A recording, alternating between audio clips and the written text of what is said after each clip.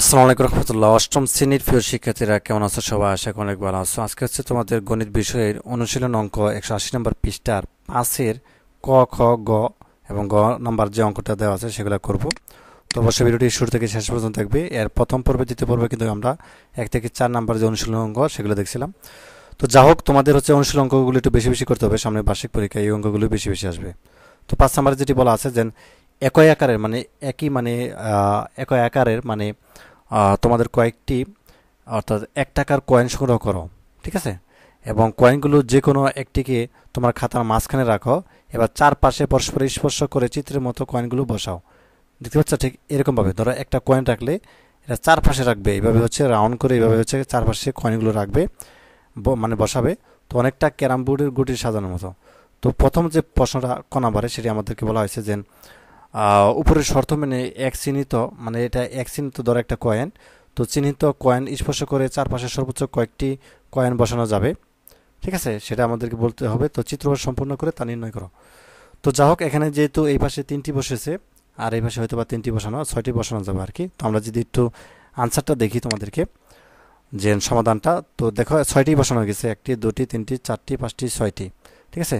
তো এটা হচ্ছে তোমার এক্স যে কয়েনটা সেটা 60 ডিগ্রি। তো চারপাশে যদি আমরা 60 ডিগ্রি ঘুরি তাহলে 6টি বসানো যাবে, অনেকটা ক্যারাম বোর্ডের মতো। তো ধরি এক্স কয়েনের ব্যাসার্ধ এ এবং এখন এক্স কয়েনের কেন্দ্র হচ্ছে কোণ বিও এ, যেগুলো কত 60 ডিগ্রি আঁকি।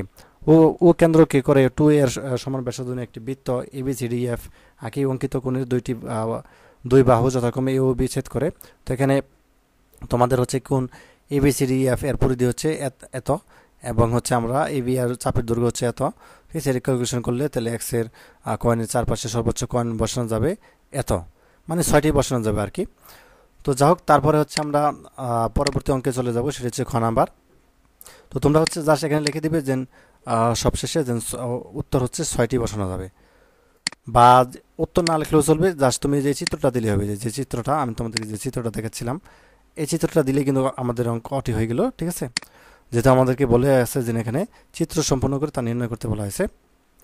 তো এখানে দেখো খ নাম্বার চিত্রের 1, 2 এবং এক চিহ্নিত বৃত্ত 3টির কেন্দ্রগুলো যোগ করো, ঠিক আছে? যে 1 এবং 2 এবং এক্স যে চিহ্নিত আছে বৃত্তটা আছে, এটা আমাদেরকে যোগ করতে বলা হয়েছে। এই 3টা যদি আমরা যোগ করি, তারপরে যে ত্রিভুজটি পেলে তার পরিসীমা হচ্ছে 18 সেন্টিমিটার, ত্রিভুজের সবুজ অংশের ক্ষেত্রফল নির্ণয় করো। তো খ নাম্বার অঙ্কটি যদি আমরা দেখি সমাধানটা, তো এটা হচ্ছে আমরা 3টা যোগ করলাম, তাই না? 1, 2 এবং হচ্ছে এক্স, এখানে 3 দেওয়া আছে। তো এই 3টা যদি আমরা যোগ করি, তো মনে করি যে কয়েন 1, 2 এক্স এর কেন্দ্র যথাক্রমে ABC এবং প্রতিটি কয়েনের ব্যাসার্ধ এ, তাহলে AB ইজিক্যাল টু এ যোগ A is equal to 2A, BC is equal to A যোগ এ ইজিক্যাল টু 2A এবং CA ইজিক্যাল টু এ যোগ এ ইজিক্যাল টু 2A। একই কথা। তো প্রশ্ন মতে 2A is equal to 2A is equal to 2A, সবগুলো 2A পেয়েছি আমরা, তাই না? তাহলে 18 হবে আর কি। তো বা হচ্ছে 6A, এই সবগুলো যদি আমরা যোগ করি তাহলে 6A ইজিক্যাল টু 18, বা এর সমান আমরা দিতে পারি উপরে 18 নিচে 6, তাহলে 3 6 18, এটা বাক হলো আমাদের 3 সেন্টিমিটার পেলাম। এবং হচ্ছে AB এবং হচ্ছে is equal to 2 into 2 is equal to 6, এবং BC is equal to 2 into 3 is equal to 6, এবং C is equal to 2 into 3 is equal to 6, অর্থাৎ AB এবং is equal to BC is equal to C is equal to 6 centimetre পেলাম। তাহলে অতএব আমরা লিখতে পারি ABC এর ক্ষেত্রফল কোন সমান ইজিক্যাল টু আচ্ছা √3 বাই হচ্ছে 4, তো বাহুর দৈর্ঘ্য 2 স্কয়ার বর্গ একক, ঠিক আছে? তো বা হচ্ছে √3 ইজিক্যাল টু 4, এবং এটাকে আমরা যদি ক্যালকুলেশন করি তাহলে 6 স্কয়ার বর্গ সেন্টিমিটার, আর এটাকে যদি আমরা বর্গ সেন্টিমিটার করি তাহলে 15 ইন্টু 58845 বর্গ সেন্টিমিটার পাই। আবার সমবাহুর ত্রিভুজের প্রতিটি কোণের পরিমাণ হচ্ছে 60 ডিগ্রি।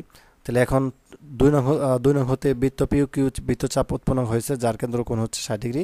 অতএব বৃত্তকলাটির ক্ষেত্রফল হচ্ছে যেগুলো কত 60 ডিগ্রি বাই হচ্ছে কত 360 গুণ হচ্ছে পাই হচ্ছে আর স্কোয়ার বর্গ একক, 60 বাই হচ্ছে 360 গুণ হচ্ছে 3 ইন্টু এটা পায়ের মান আমরা জানি, ঠিক আছে 14। তো এখানে কিন্তু পায়ের মান বসানো হয়েছে, গুণ হচ্ছে 3 উপরে স্কোয়ার বর্গ সেন্টিমিটার। তো ক্যালকুলেশন করলে আমাদের 4 ইন্টু 71 এবং 24 বর্গ সেন্টিমিটার। তো অনুরূপভাবে 1, 2 এক্স কয়েনের উৎপন্ন বৃত্তকলের ক্ষেত্রফলের সমষ্টি এত, ঠিক আছে? ক্যালকুলেশন করলে জাস্ট এত আসবে আমাদের। তো অতএব বৃত্তকলাবাদের সবুজ অংশের ক্ষেত্রফল আমরা জাস্ট এটাকে মাইনাস করে দিব, তাহলে আমাদের সবুজ অংশের ক্ষেত্রফল পেয়ে যাবো। ঠিক আছে, তাহলে 1 × 4 5 125 বর্গ সেন্টিমিটার আমরা কিন্তু পেয়ে গেলাম। তো যাক, তারপরে হচ্ছে আমাদের গ নাম্বারটা, যেমন খাতায় চিত্রের যে কোনো একটি কয়েন ছাপ দিয়ে বৃত্ত বানাও। মানে খাতার মধ্যে একটা কয়েন রেখে ছাপ দিয়ে একটা বৃত্ত বানাইতে বলা হয়েছে গোল, এবং তারপর বৃত্তটির কেন্দ্র নির্ণয় করো। এটা খুবই সহজ, ঠিক এরকমভাবে আমি যদি তোমাদেরকে দেখাই।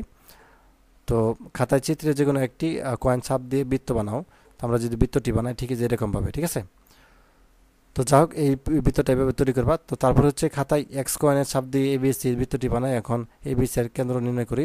তো কেন্দ্র নির্ণয় দেখো, 1 নম্বর সমীকরণ হচ্ছে এ বি সি, ঠিক আছে, এবং বিসি যোগ করি, এবং 2 নং একে কেন্দ্র করে এ বি আর অর্ধেকের বেশি ব্যাসার্ধ নিয়ে এ বি এর উভয় পাশে বৃত্তচাপ আঁকি, এবং বি কে কেন্দ্র করে ওই একই ব্যাসার্ধ নিয়ে এ বি এবং এর হচ্ছে উভয় পাশে দুটি বৃত্তচাপ আঁকি। ফলত দুই পাশের দুটি বৃত্তচাপ পরস্পরকে পি ও কিউ বিন্দুতে ছেদ করে পি কিউ যোগ করি। আর 3 নম্বর সমীকরণ লিখতে পারি একইভাবে বিসি কেন্দ্র করে বৃত্তচাপ আঁকি, ফলত আর এস বিন্দু পাই এবং আর এস যোগ করি। ঠিক আছে, তো 5 নম্বর আবার দিতে পারি, এখন পি কিউ আর এস পরস্পরকে ও বিন্দুতে ছেদ করে, তাহলে ও অর্থাৎ ও কি উক্ত বৃত্তের কেন্দ্র। তো আমাদের কিন্তু উত্তরটি হয়ে গেল। তো এই ছিল আজকের ক্লাস। ধন্যবাদ সবাইকে ভিডিও দেখার জন্য। আল্লাহ হাফেজ।